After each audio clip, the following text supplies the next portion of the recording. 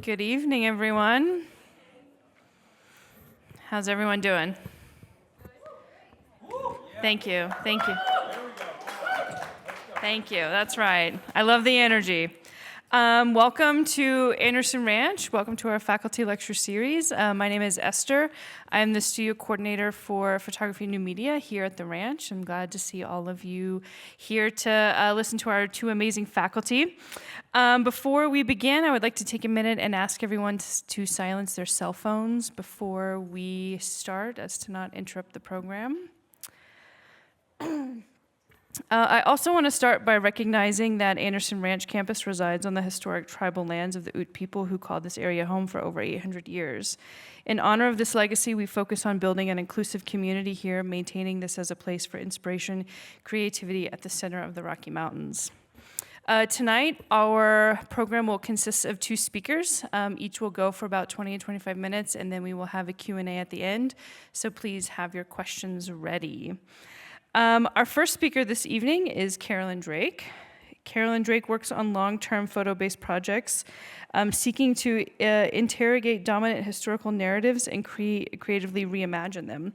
Her practice embraces collaboration and often melds photography with sewing, collage, and sculpture.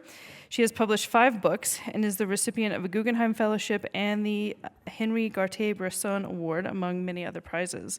She's a member of Magnum Photo and is represented by Yancey Richardson Gallery. So please help me welcome Carolyn.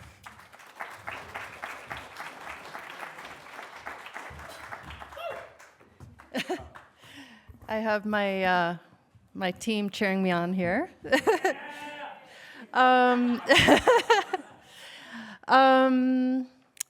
Oh, look who's there.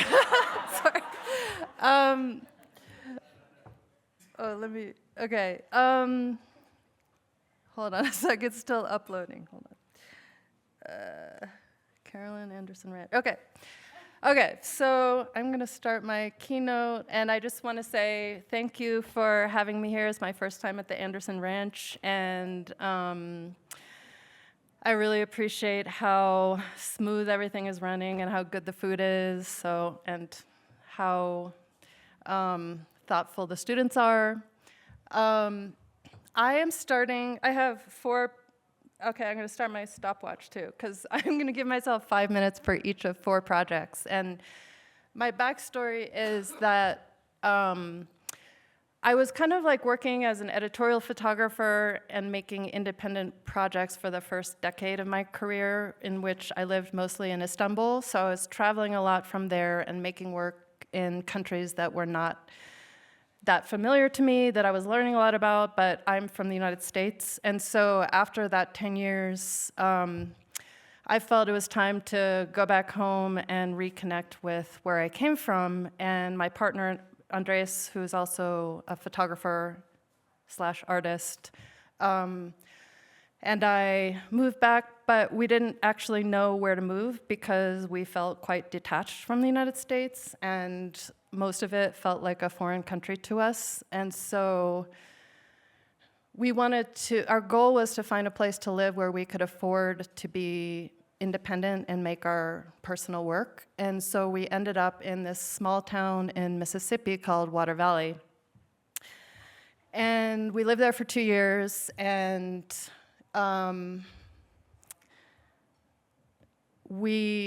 I found it really hard to make work there because I felt like, I'm not reconnecting with this place. I don't know anything about it, and it's I'm passing judgment. I'm acting like the typical northerner who's looking at all the problems that this culture has, and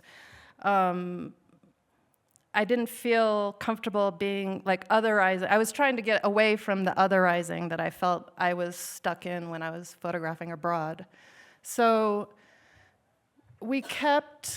after 2 years we left, but I kept coming back because I had a lot invested in this place already. And on one of the trips back, I didn't bring my camera, and I came to work in a collaboration with a friend of mine who worked with textiles, and for an exhibition that I was going to have, I worked with her to embroider for this project, this other project I had, to embroider on rugs that were going to be in a collage on the floor of the exhibition.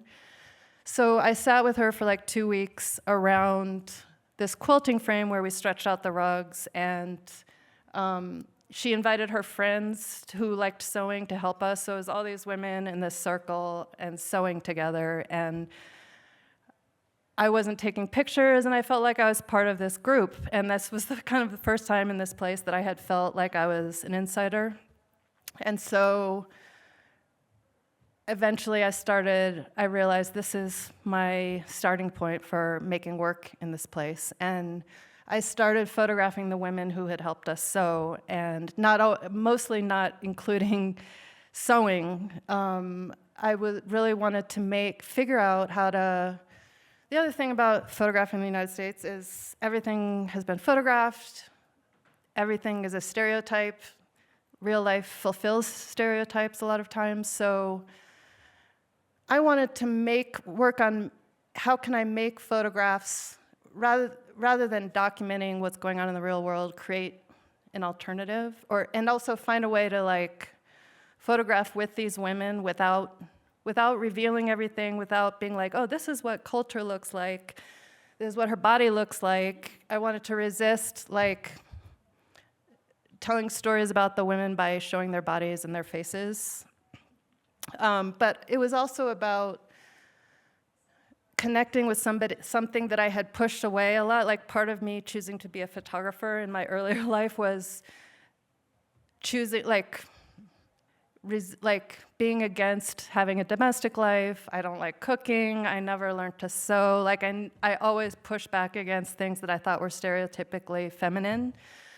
And I don't have kids either. And so at this point, I was kind of pretty much thinking I was too old to have kids, and asking myself, why am I feeling such nurturing by being around these women who have their kids running around while we're sewing? And I was really attracted to this. And to sew, I was like, oh, this is really cool. Why? So this work became about exploring those questions and the feelings I was having about motherhood and womanhood, and these words that have a lot of meaning attached to them that are maybe constructs to begin with. And reflecting on, historically, the representations that influence how we perceive femininity and womanhood in the present. So I'll just go through these. And I included myself in the work. So a lot of times what I would do is I would choose a location in the town, and then I would invite, someone would offer to be, or agree to be in front of the camera, and then I would, some of the other women and their children would sometimes help with the lighting behind the scenes, and their kids would be running around. So it was kind of a participatory project, even though a lot of times you see one person in front of the camera. We were all in it together and interested in making it happen. So, but in this image, I photographed myself, and I had borrowed a night gown from my friend Erin, who had that stored in her attic, and then Coulter's son had this eagle eye Halloween mask that I put on, and then I went in this house where I had location scouted, this kind of crumbling Gothic hallway. And the face, I think, even beyond this project, the face is something that I'm really distraught about in a way as a photographer, pushing against. I think these projects that I have been going on in the past 5 years, 10 years. I'm pushing against photography and its traditions in a way, so portraiture, the illusion that it gives you of connecting with the person, what's inside the person, I really like to push against that. And these are just a couple install shots of how I presented the show when I had the opportunity in the McAvoy Foundation in California. And I had this kind of sewing circle, pieced together images, framed images in the center. kind of working with the circles that were a motif in the work. And so that book was published in the middle of COVID, I think. And so now this is this project that I made during COVID, which to me was, these projects, since I moved back to the United States, I've been really pushing myself to try and turn inward, and it's actually been, it's a struggle. So this project that I started during COVID, I probably wouldn't have done if COVID hadn't forced me to really stop and look in my own environment.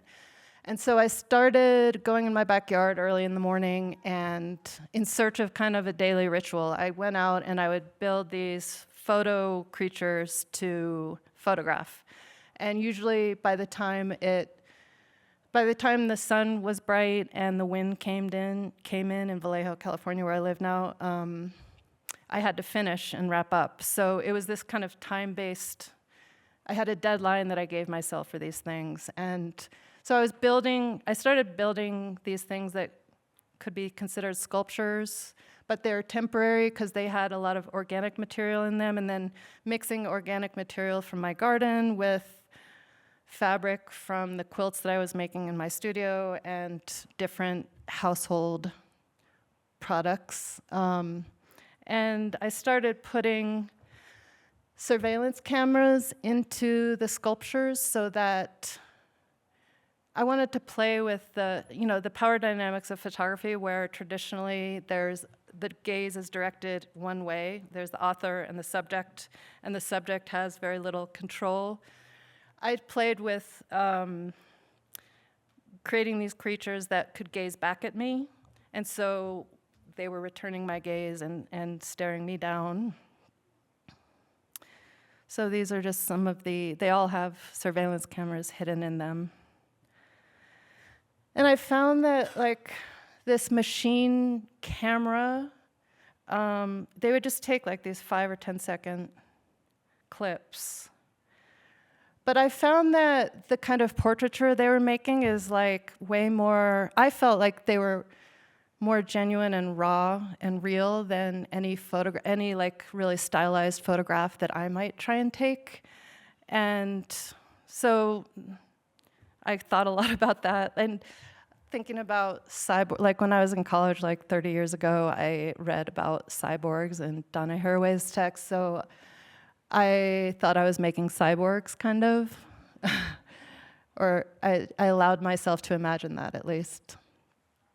So this is I think it's the last. So basically, at the end of making this work, there's a show in SF MoMA it's called Close to Home, and it was how local artists had made work during COVID, and there was like 6 different artists in the show or something. And I created a compilation of all the surveillance videos, which loops, so it's 17 minutes long, and it has no beginning and no ending.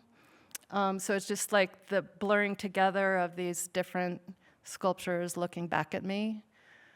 And that's the dog we fostered during COVID. That was, God, I already forgot her name. I think it was Ivy. And yeah, that's the wind, because the wind comes in and then you can't really do it anymore. And that's our Japanese maple tree. And so the work also kind of spans the seasons, so I would take certain materials and reuse them again, and we renovated the floor in our bedroom during COVID, so this is a piece of carpet that we had torn out, and then I used some old floorboards for the frames of the work. And there's 2 more, let's see, I'll try and go quick now.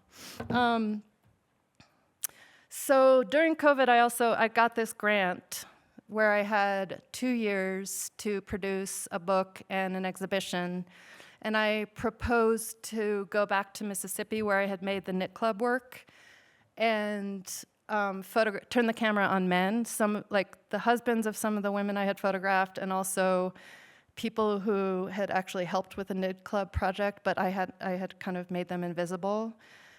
And so I got this grant, and I went back there, and I found like everything is different when I photograph men there, and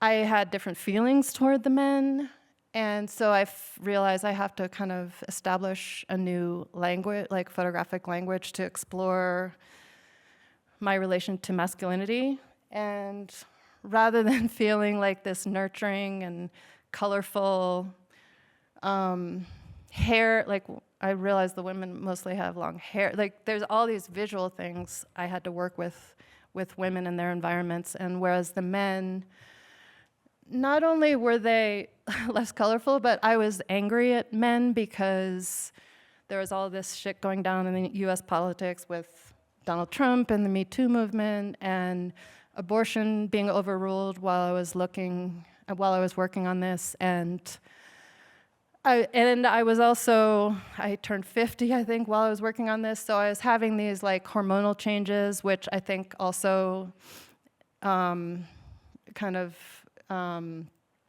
enhanced the feelings of anger. So I decided I should channel that anger. I would allow myself to channel the anger onto the men and demean them, and allow myself to do that, and I explain that to them, and then and you know, if some men didn't want to do it, fine, but that was kind of how I explained it to them. And so this guy, Wallace, he ran a motorcycle club, and in his studio, well, in his motorcycle club, there was like Penthouse and Playboy magazines spreads covering the ceilings and the walls. So I joked with him about, oh, maybe I'll give you the centerfold of the book when I publish it. And so he'll become the centerfold that normally you see a woman in.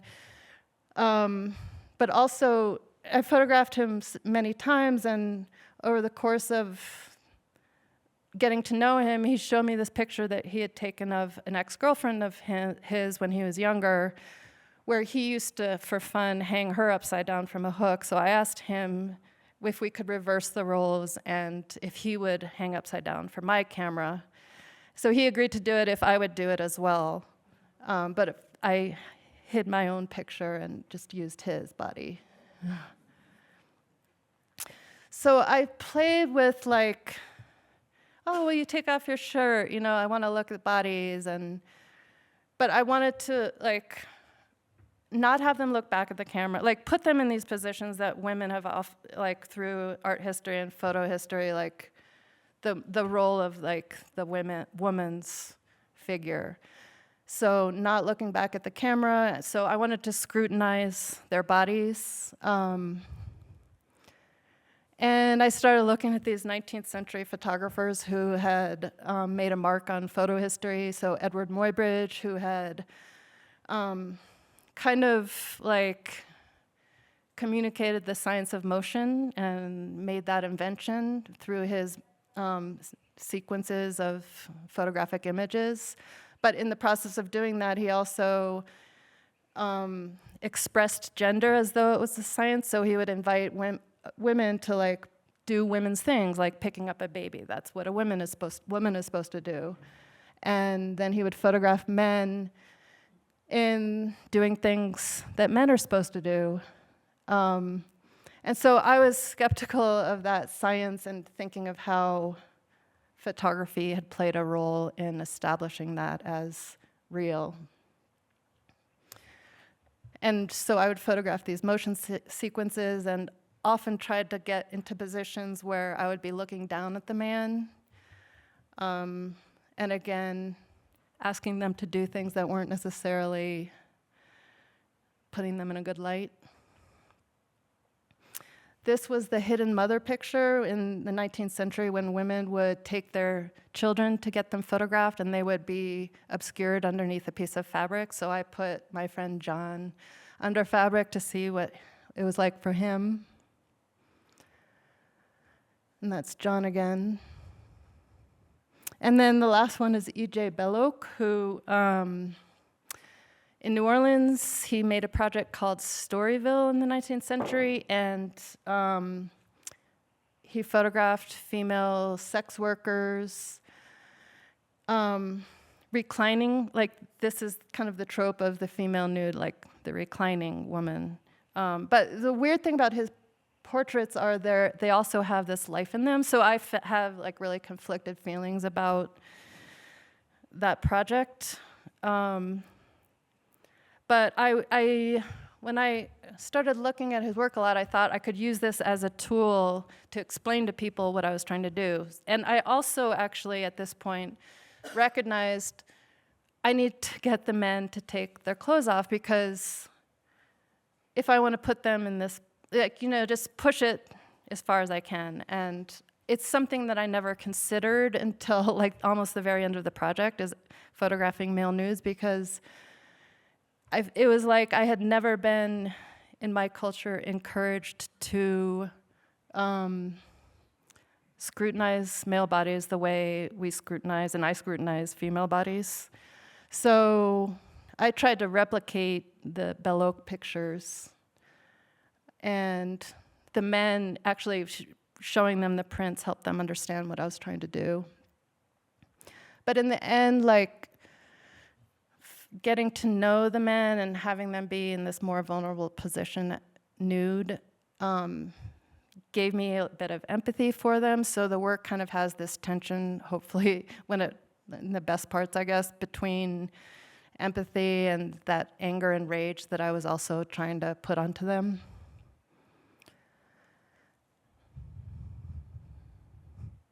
This guy was kind of an exhibitionist, so I got tired of photographing it. It was annoying, so I tried to put a barrier between us. And also, just the men were mostly older. Like, I was looking at masculinity in decline rather than like male prowess. And white men, or I would say white passing men. My partner Andres is in the work too, but I was thinking of like these ideals we attach to white masculinity historically, and so in the exhibition, there's a giant room, and on the blue walls around the giant room are these pictures of the men, and then on the interior there's this kind of cove where we put this last project, which is self-portraits that I had started making at the end of COVID, placed on a wallpaper from this book, Glorify Yourself, which the Knit Club book borrowed the cover of Glorify Yourself. And when I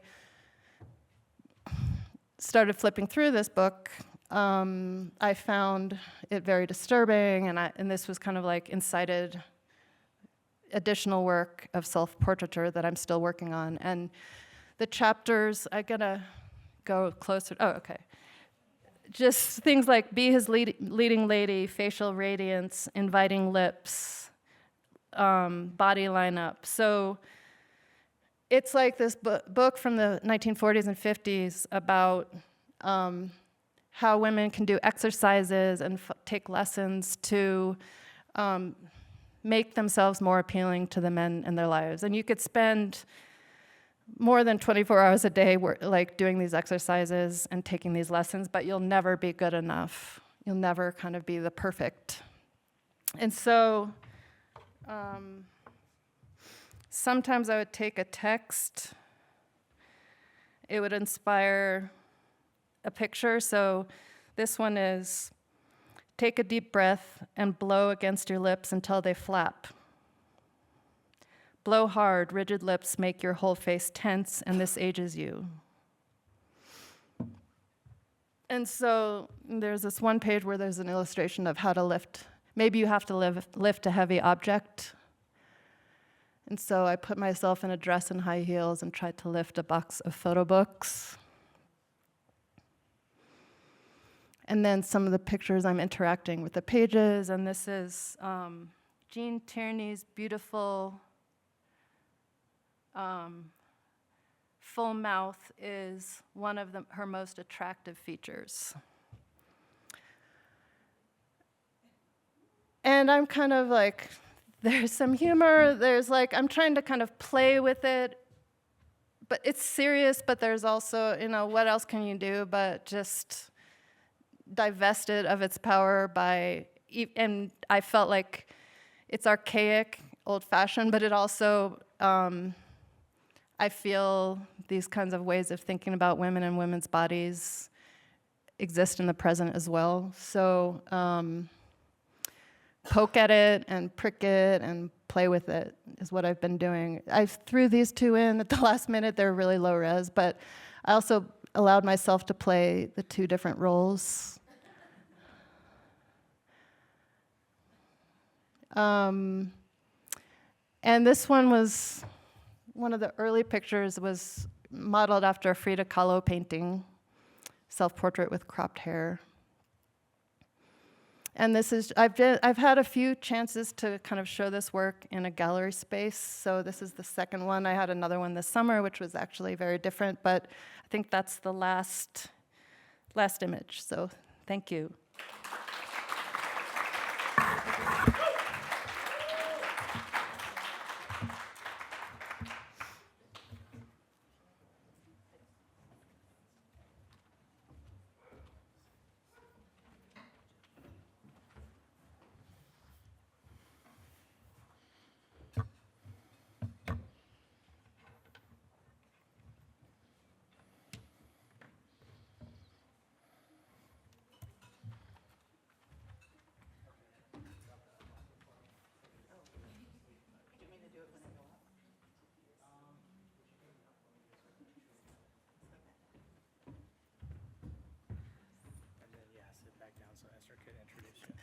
Up and down? No, it's there. So Okay, you're good. wait, hold on. Wait, where?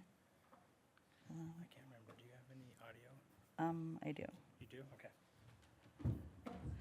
I do, but I don't have to. I'm fine.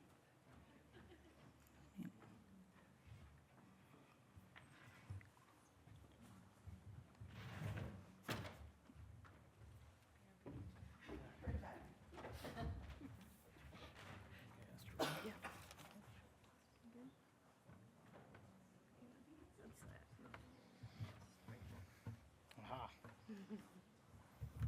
Okay, thank you. Yeah, for sure. Thank you, Carolyn.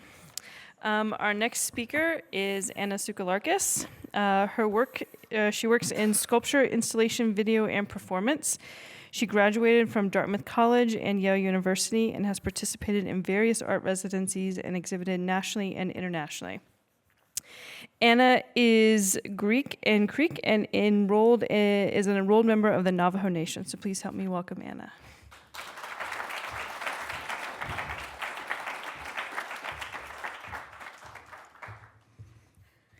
Hello. Go Buffs. I'm just kidding.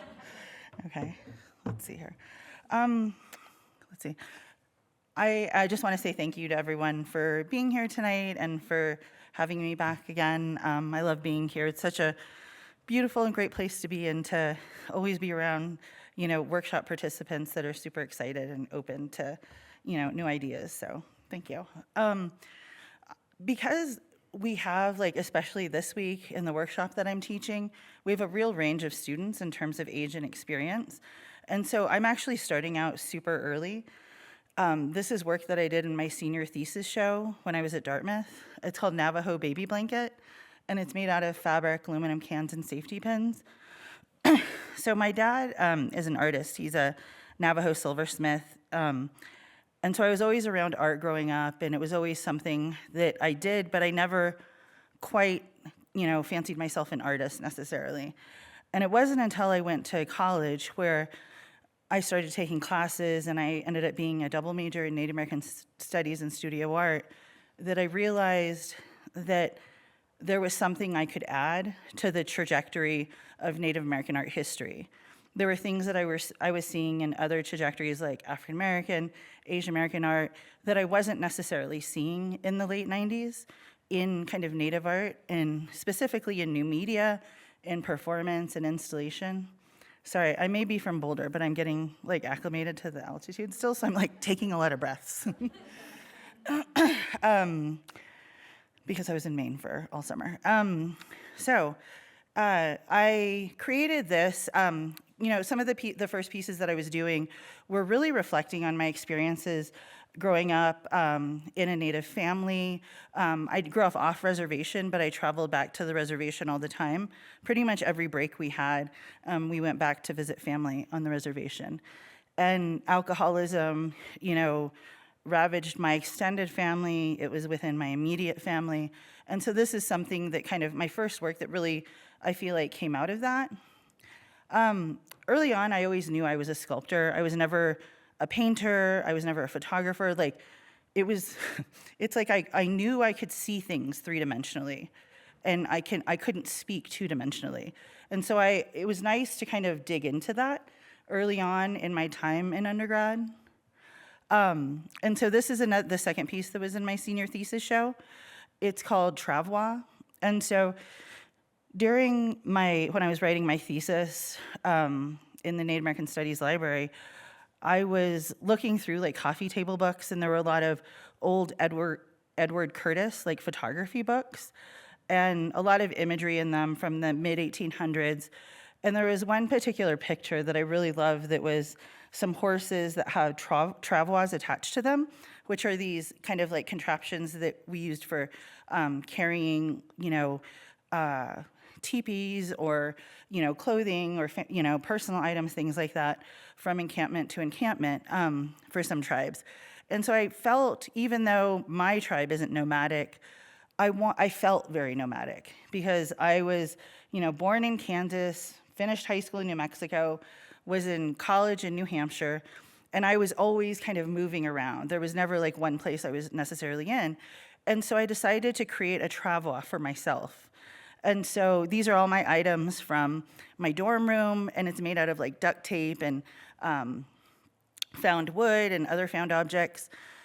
And it was also a piece where I finally recognized that I was really rebelling against like the precision and beauty in my father's work, because I realized I didn't want things to have to be beautiful. I wanted them to be what they were, to be truthful in my identity as a Native person in that way. And so so I built this travois, and then for the critique, I had it leaning up against a gallery wall. And somebody, commented and said, "So when are you going to try it on and use it?" And I was like, "What are you talking about? It's a sculpture." And they were like, "No, this is meant for a performance piece." And it had never dawned on me to actually, to actually utilize it and to bring it to life and to have it as a part of an action. And so this ended up being my first performance piece. And I was so scared because I'm not, like a performer, like jazz hands or anything like that. And I was nervous also because this is Hanover, New Hampshire, like super white capital of, New England there. And so that's my actual license plate from my car, because I was afraid that I would get ticketed or something because I was walking through traffic. And so I learned like bike signals and everything. And like the whole time, I don't think you can see it necessarily in the photos, but I was so scared because I've worked really hard to get where I was in college and to do really well, and to like throw it away because I was screwing around in a performance piece. So it ended up being fine, and we got some good photographs. So, and this was also the first time that I really started considering documentation. And during this part of my life, I kept thinking about like the idea of being photographed as a Native person. And like when I was at certain events, people would randomly come up to my family or my brother and me and ask to take our picture, and sometimes not take our picture, like if we were at different like cultural events, and just start snapping pictures of us because we were the Indian kids. And so there's this idea of kind of like free access and open access to my identity. And it's been, Native identity has been appropriated there, in all sorts of ways. And so it's something that I think about, like, is this a performance or an action that I want people to know they were not at? And I feel like photograph kind of insinuates that. Or when it's video, it's almost as though you allow people to think they know everything that's going on. And there's another piece that I did where I actually didn't document myself doing any of the performance, but it's just in the story that I tell about it. And so I always really consider what type of performance it is in terms of like what I'm doing. This is the piece a piece I made in graduate school. It's called Rocket Ship. and it's from 2002. And so I explain it as a fully working rocket ship. It's about 12 feet tall and made out of all kinds of found wood and different remnants of junk and trash. And so for this piece, I actually show, so I read the text that's below, and then I show the piece and how it works. So I actually go through the whole presentation and the usage of it. And so, but the documentation is always just kind of in a still photograph. So I don't know if you can read it, but it says, when the natural resources of Earth start becoming scarce, many people will look towards the option of leaving this planet in hope of finding another planet that will sustain life. While most people will be in the fancy, sophisticated NASA-type space shuttles, there will be people, such as Indians, who cannot afford such luxury and will have to build their own ships. These less complicated rocket ships will not be able to take off on their own and will have chains that hook on to the larger rocket ships. But one thing each of those shoddy rocket ships will have is an escape hatch in the floor. As all of the larger spaceships begin their countdown to take off, all the Indians will be slipping out of their escape hatches. The Indians will be putting their feet on the ground while everyone else is on their way out of here. So it's funny because this is from 2002. And then I was in a kind of a big group show of artists of color that were at Yale from 2000 to 2002. And I was asked to create a new iteration of it. And so I have 3 kids now. And so I made a rocket ship for each of them. And they actually, when you open them, they're reminiscent of like their identity, which is kind of fun. And then on the outside of them are their certificate degree of Indian blood numbers that kind of prove that they're Native. And it's funny how in the span of 20 years that this still has become like, it's remained relevant and maybe even become more relevant in like our kind of private space race, like things that are happening with, you know, like Space Shuttle X and all that kind of stuff. So, so it's a really fun piece because I feel like you'll see a strain, like a thread of humor and sarcasm through much of my work. Like I never take myself too seriously. And I think I've always done that because my dad made really beautiful jewelry and was very serious. And I was like, no, not me. And these are stills of performances that I did in the late 2000s. This is called the Legend series, where I wanted to create kind of these futuristic myths and these scenes within those myths that spoke to the possible future stories that Natives could, you know, be told, and all using like very basic, like futuristic things like fancy duct tape. And so this is another version of that. And so these are all presented as big photographic prints. And in the early 2010s, I started using a lot of text. And it came about because I lived in DC for a long time after graduate school and kind of moved around a lot, but ended up spending about 15 years in DC. And there's a Native community in DC, but it's not huge. And so that you're not necessarily like living in the same neighborhood with other Natives. You really kind of have to go out and find each other. And so I started using SurveyMonkey to connect with other Natives, to ask questions about different things, and then utilizing that text from these surveys in installations. And I loved how I was able to connect with people and to really hear their voice in a lot of the text. And these are all non-artists that I contacted and reached out to. And so for them to see themselves in different works, I think was really exciting as well. And you know, throughout my entire practice, I wouldn't call myself like a community artist, but I've always been an artist who utilizes the community as a resource.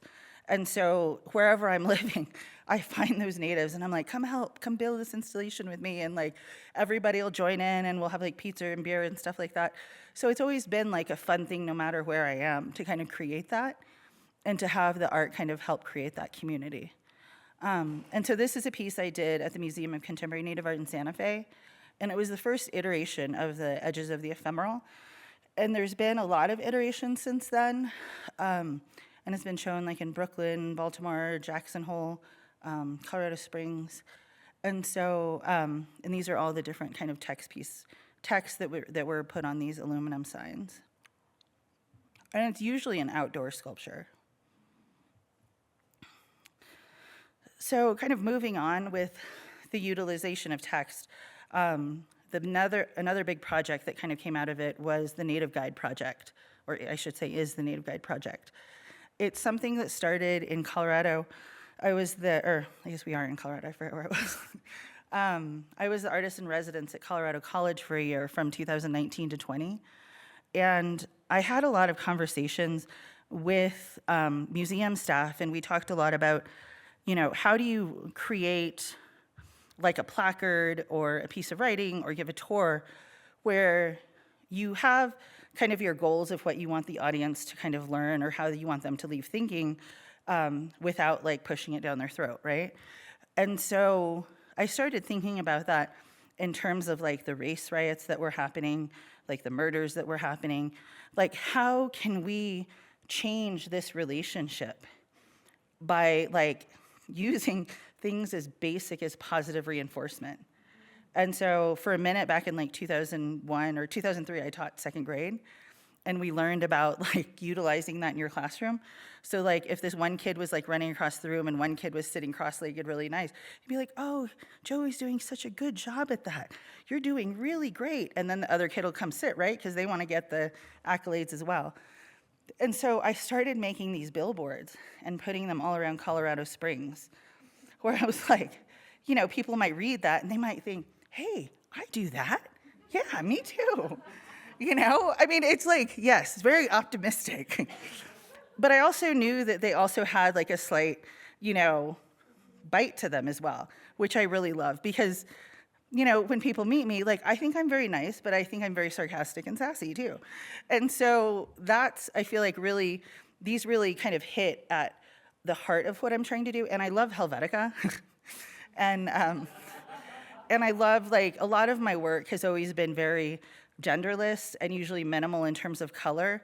These are all things that I found out later in life when you look back on your work and you're like, oh yeah, I guess I don't make ultra feminine work. I guess I don't use a lot of color.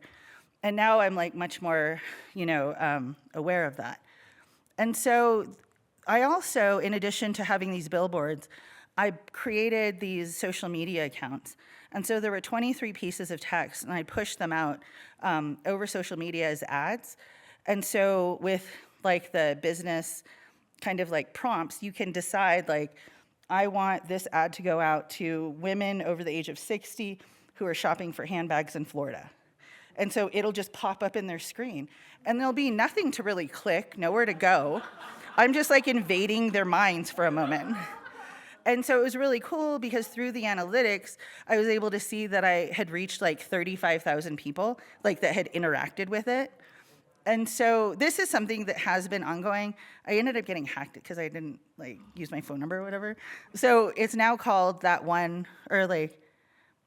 Native One Art or something like that. It's like a little bit different. So yeah. And so this has been shown a lot of different places, this first iteration of the Native Guide Project that is much more general, I feel.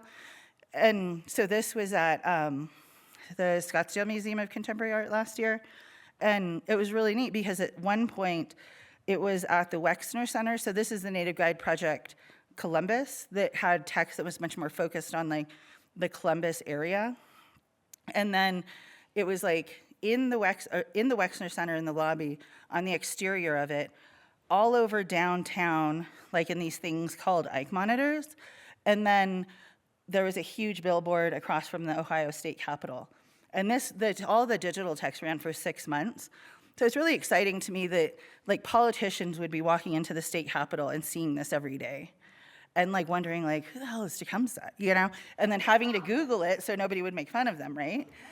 And so, educating them in this kind of like, underhanded way, and just kind of having all of these words out there being a part of that city life for so long was really exciting. And so at one point last year, the Native Guide Project was up in Scottsdale, in Columbus, Ohio, and at Counterpublic in St. Louis, Missouri. So it was literally like canvassing the country, which is really exciting. And so now it's going in September to Portland, Oregon.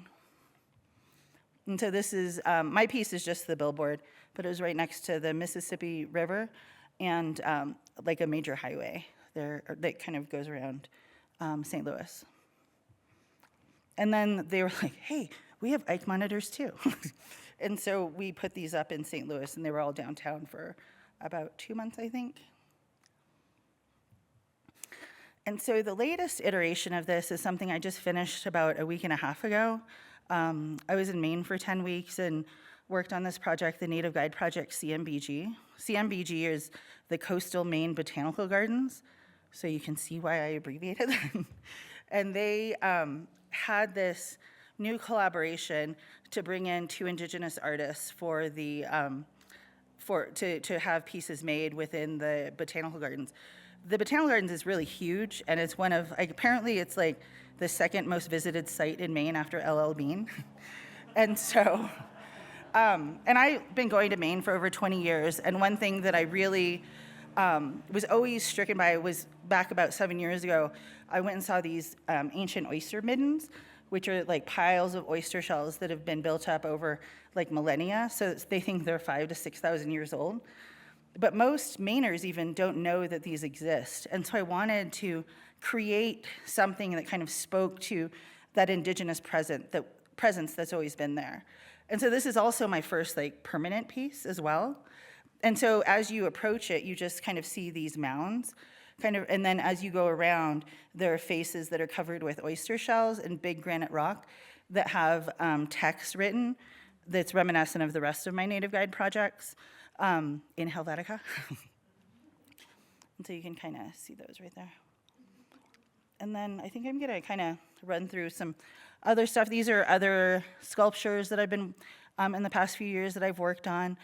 I've really been thinking about, because a lot of the work that I did in the kind of 2010s was more conceptual and text-based, I wanted to kind of come back to sculpture. And these are some smaller pieces that I made that were inspired by, not inspired, that maybe spoke to the legacy a little bit of Sol LeWitt and like ideas of minimalism. And they also began this other project. So in 2021, I received a Creative Capital Fellowship, and the purpose of that fellowship was to create work that really focused on ideas of Indigenous humor and kind of camaraderie when it comes to like roasting and teasing. And so I wanted to bring together my sculptural practice and my text practice. And so I'd never really thought much of titles, but all of the titles, I actually started with all of the titles. And so they're the most important part. And then they were definitely inspired all of the sculptures that kind of came out of them. So this is She Must Be a Matriarch in like a joking, like digging way. And this is a close-up of it. And I think somebody I was telling there are diva cups on here to show, because this was all about like feminine strength. And then this one is called She Thinks She's Too Good. And then the text is the title of the big collage pieces. And this is at MCA Denver. And I just did another kind of like edition of this work, another that's related to it that was at Tilton Gallery in New York in May. And so, and then I'm just gonna kind of go through this really quick. So a lot of the work that I focus on is like really sarcastic and kind of has like those little bites of humor to it. But about 5 years ago, I was asked to be part of an exhibition because they planned so far ahead at the National Portrait Gallery, one of the Smithsonian museums. And the focus of that exhibition was called Kinship. And I didn't know, like, I wasn't sure what I was gonna do. It was the first time that they wanted to include a performance as a piece in a show. And so I did 2 performances over the span of 14 months. And this was the kind of my artifact that was in the show during that time. But I decided that I wanted to focus on the missing and murdered Indigenous women's movement because I realized like it was about, portraiture and ideas of images of people. And, we're at the portrait gallery. where all the presidential like portraits are. And I couldn't think of anybody else whose story and face was more important to put out in front of people than these women. And so they were, in total, I highlighted 4 Native women that had diversity in tribe, in geography, in age, in gender makeup. And so it was something that I was really proud of, that I was able to kind of bring a voice to during that time. And another big part of this, like in terms of like when I talk about my workshop and stuff, is like, how do you do a performance where it's about somebody else, but everybody wants to look at you, but it's not about you? Like, it was basically me becoming the pedestal for something else. And so that's how the kind of like scarf came into play, and like the way that I ended up kind of processing through the museum. That's my brother, my older brother, he sang. And then you can kind of see me going throughout. This is in the atrium of the portrait gallery, which is like connected to the Smithsonian American Art Museum. And so I place the portraits in different areas of the museum in front of like important portraits, right? And so that's Andrew Jackson, AKA the Indian Killer. And then, let's see, I'll just click through this. It's like a 3-minute video.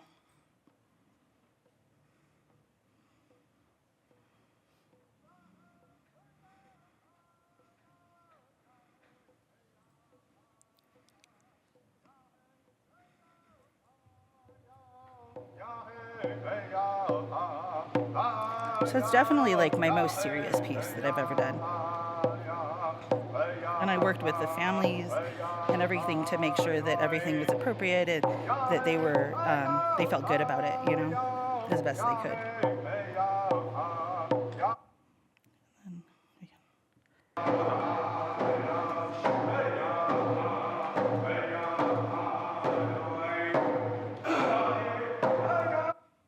Oops.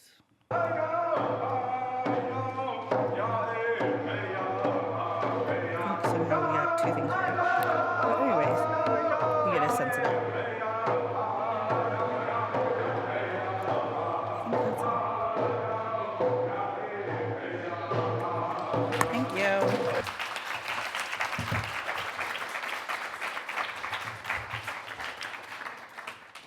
Thank you both so much. We have time for a few questions. If anyone wants, just raise your hand and I'll bring the mic around. Hi, thanks. Can I ask you, did you get any press in DC? Was there any recognition? Because that was, I've lived in DC, and to see you walking through the Portrait Museum like that is very powerful. I hope it got a lot of attention.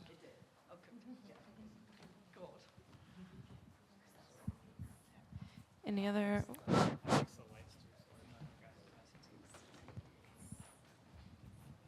Hello. Hey, my question is for Carolyn. Throughout your talk, you mentioned books. When making these projects, is a photo book always in mind, or is it an end goal?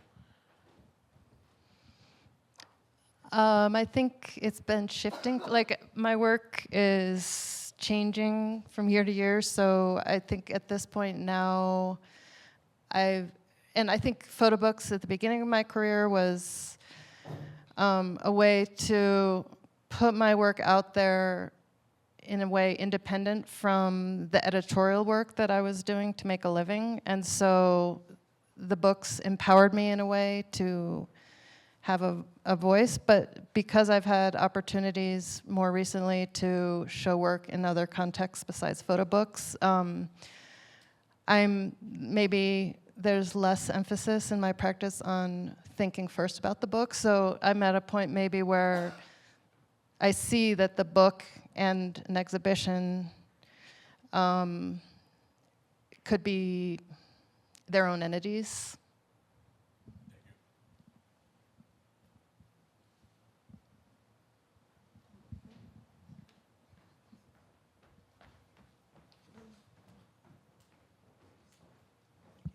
Hi, thank you both. This is kind of a question for both of you. How do you think differently of past work now? Like, looking back on it, what's changed and how you look at old work, if at all? Yeah.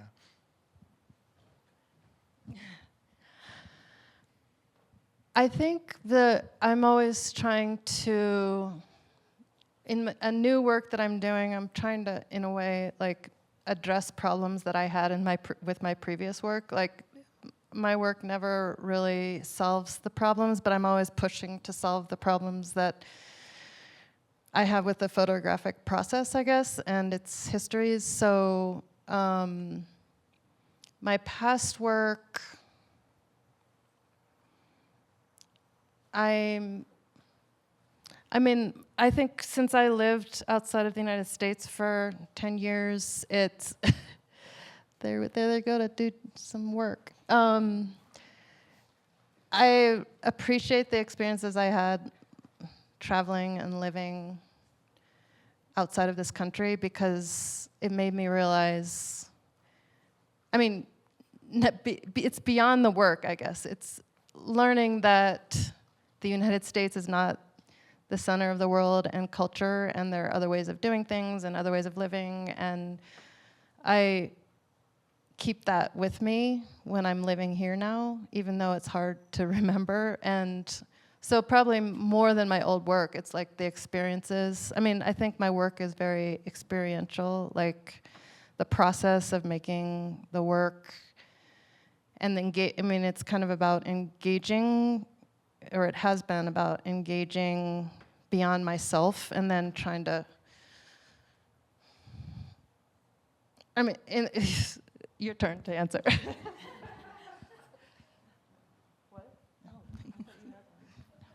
I don't know. I look back. I'm proud of what I've done, and I try, I don't think I pick it apart very much at all, because I know where I was when I made it, and I know why I made it that way. And so, if anything, I think in retrospect, I questioned myself a lot in the beginning, because especially in my undergrad program, I was one of the only people of color, and I didn't win the awards, I wasn't like a favorite student. I was more of a Native American Studies major who also did this, and so I just think about the lack of support I got and people who made me question what I was making. And I look back at this now and I'm like, damn, I'm really proud of that, And how could they treat me like that? I don't know. So I think about that. And so some of the stuff I always tell people, especially grad students that I work with, and even undergrad students, are, to be true to what your ideas about your work are. And when you feel success, that's success. It shouldn't be relying on somebody else's idea of success. And so when I look back at that past work, I'm really proud of it. And I feel like, I'm able to look at more holistically at a problem and to kind of make things a little better, for better or worse, because I like making things kind of crappy. But I don't know, I'm really proud of it.